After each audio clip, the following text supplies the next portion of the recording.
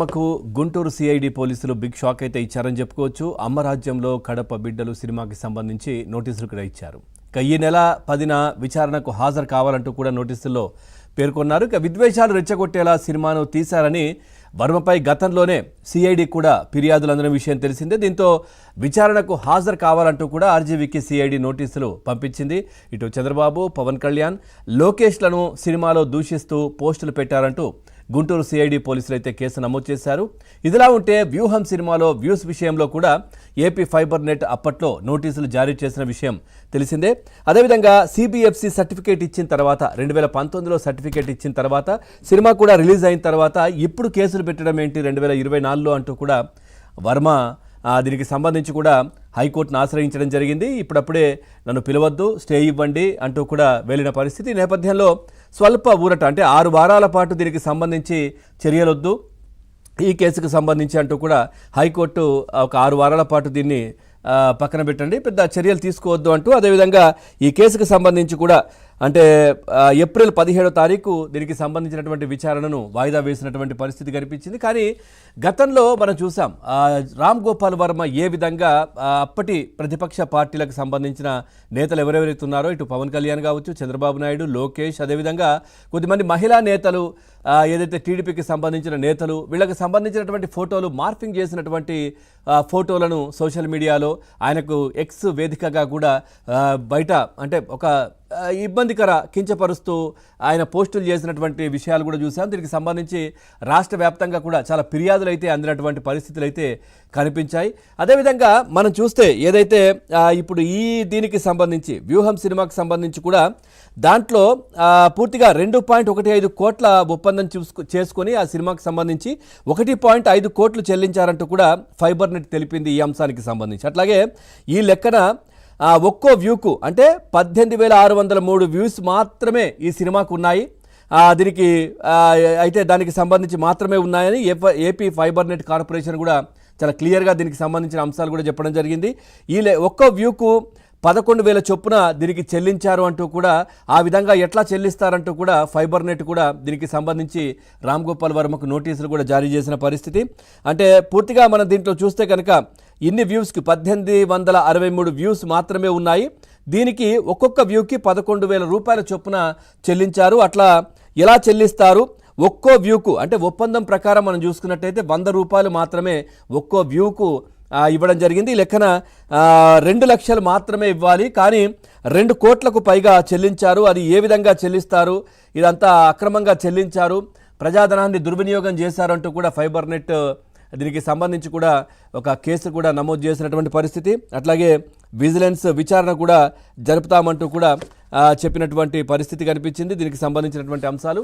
So అదేవిధంగా ఏ విధంగా అంటే ఒక సినిమా కొన్ని పార్టీలను కించపరుస్తూ తీసినటువంటి సినిమాకు ఏ విధంగా ప్రజాధనాన్ని ఫైబర్ నెట్ ద్వారా ఎట్లా చెల్లిస్తారు అనే అంశం కూడా చర్చకు వస్తున్న పరిస్థితి. ఏంటి అంటే ఇటు రామ్ గోపాల్ వర్మ తీసినటువంటి సినిమాకు ప్రజల ధనాన్ని ప్రభుత్వం ఏ విధంగా ఇస్తుంది అనే చర్చ కూడా జరుగుతున్నటువంటి పరిస్థితులు అయితే కనిపిస్తూ ఉన్నాయి. అంటే గతంలో మనం చూసాం ఈ విషయంలో డైరెక్టర్ రామ్ గోపాల్ వర్మకు, అదేవిధంగా అప్పటి fibre net MD Maddirala Madhusudan Reddy, Uyyuru Guna Shashank Reddy, RV group భాగస్వామి Gottumukkala Ravishankar Varma, RV group MD Ram Gopal వర్మతో పాటుగా ఆర్వి గ్రూప్నకు లీగల్ నోటీసులు కూడా ఇవ్వడం జరిగింది.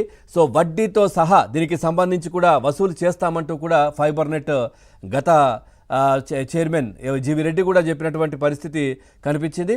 సో దీనికి సంబంధించి చర్చ జరుగుతూ ఉన్నటువంటి పరిస్థితులు, ఒకవైపు పోసాని ఏ విధంగా కించపరిచే విధంగా అప్పటి పార్టీలకు సంబంధించిన నేతలు, ముఖ్యంగా పవన్ కళ్యాణ్ కావచ్చు, చంద్రబాబు నాయుడు, లోకేష్ వాళ్ళను ఏ విధంగా కించపరిచే విధంగా మాట్లాడారు, దాన్ని ఏ విధంగా స్ప్రెడ్ చేశారనేది కూడా మనం చూసాం. ఇప్పుడు ఊచలు లెక్క పెడుతున్నటువంటి పరిస్థితి కనిపించింది. సో పోసానికి సంబంధించి కూడా కొంచెం స్వల్ప ఊరట, ఎందుకంటే ఆయనను పీటీ వారెంట్లపై రాష్ట్రమంతా కూడా అక్కడక్కడ కేసులు నమోదవుతున్నాయి, తిప్పుతున్న పరిస్థితులు. కానీ ముఖ్యంగా ఇటు విశాఖ, చిత్తూరు జిల్లాలకు సంబంధించినటువంటి కేసులు ఏవైతే ఉన్నాయో దానికి సంబంధించి ఇప్పుడే తొందరపాటు చర్యలొద్దు అని ఆ 2 కేసులకు సంబంధించి కూడా కోర్టు చెప్పినటువంటి పరిస్థితి. సో రామ్ గోపాల్ వర్మను కూడా ఖచ్చితంగా అదుపులోకి తీసుకుంటాం. సో దీని వెనుక విద్వేషాలు రెచ్చగొట్టే విధంగా సినిమాలు తీయడం, లేదంటే ఆయన ఎక్స్ వేదికగా కూడా పోస్టులు చేయడం. సో గతంలో కూడా చూసాం మనం ఎవరైతే వర్ర రాఘవరెడ్డి రిమాండ్ దాంట్లో తీసుకున్న సమయంలో కూడా అవినాష్ రెడ్డి కావచ్చు, ఆయన పిఏ వాళ్ళు ఇచ్చినటువంటి అంశాన్నే మేము నోట్ చేసుకొని మాట్లాడే వాళ్ళము, దాన్నే సోషల్ మీడియా వేదికగా మేము షేర్ చేసేవాళ్ళము. అదేవిధంగా గతంలో షర్మిలకు సంబంధించిన కట్టు బొట్టుకు సంబంధించి, అట్లాగే రాజశేఖర్ రెడ్డి అంటే షర్మిలకు అసభ్యకరమైనటువంటి విషయాలకు సంబంధించి, అంటే పుట్టుకకు సంబంధించినటువంటి అంశాన్ని కూడా జగన్మోహన్ రెడ్డికి సంబంధించినటువంటి అనుయాయులు, వాళ్ళకి సంబంధించిన సోషల్ సైకోలు కూడా చెల్లి అని కూడా చూడకుండా ఏ విధంగా కామెంట్ చేశారో మనం చూసాం. సో ఈ అంశానికి సంబంధించి కూడా అంతా పైనుంచే స్క్రిప్ట్ వచ్చేది. సో మేము ఈ విధంగా దానికి స్ప్రెడ్ చేసే వాళ్ళమని కూడా అందరూ రిమాండ్ రిపోర్ట్లో చెప్పినటువంటి పరిస్థితి. సో ఈ రామ్ గోపాల్ వర్మకే కాదు, చాలా కొద్దిమంది సెలబ్రిటీలు ఎవరైతే ఉంటారో వాళ్ళ ఖాతాలు, అకౌంట్లు, సోషల్ మీడియా అకౌంట్లు అన్నీ పాస్వర్డ్లు కావచ్చు, అకౌంట్లు తమ దగ్గరే పెట్టుకునేవారు. ముఖ్యంగా చెప్పాలంటే అప్పుడు చర్చ కూడా వచ్చింది, విజయసాయిరెడ్డికి సంబంధించి కూడా వాళ్ళ దగ్గరే ఉంటుంది. సో దాంట్లో వాళ్ళు ఏదైతే పోస్టులు, అసభ్యకరంగా పోస్టులు, మార్ఫింగ్ చేసిన వీడియోలు, ఫోటోలు ఇవన్నీ కూడా అందులో మేము షేర్ చేసే వాళ్ళమనే చర్చ కూడా జరిగిన పరిస్థితి. సో రామ్ గోపాల్ వర్మకు సంబంధించి కూడా అదేవిధంగా ఆయన దాంట్లో అకౌంట్లో వచ్చినటువంటివన్నీ కూడా ఈ సోషల్ సైకోలు, వైసీపీకి సంబంధించిన నీలి రౌడీలు వాళ్లే పోస్ట్ చేశారనే చర్చ కూడా జరిగింది. కానీ బయట కూడా చాలాసార్లు మాట్లాడాలి రామ్ గోపాల్ వర్మ ఇష్టానుసారంగా పవన్ కళ్యాణ్ మీద కావచ్చు, చంద్రబాబు నాయుడు మీద కావచ్చు, లేదంటే మనం చూసాం చంద్రబాబు నాయుడు రిమాండ్లో ఉన్న సమయంలో కూడా దాని ముందు సెల్ఫీ దిగి ఇందులోనే ఉన్నారు, నేను బయట ఉన్నాను అంటూ కూడా ఎగతాళి చేసే విధంగా మాట్లాడిన పరిస్థితి. మరి కొద్ది రోజుల్లో రామ్ గోపాల్ వర్మ కూడా ఇటు ఊచలు లెక్కబెట్టే సమయం ఆసన్నమైంది అంటూ కూడా కూటమి నేతలు కూడా చెప్తున్నటువంటి పరిస్థితులు కనిపిస్తూ ఉన్నాయి. ఎందుకంటే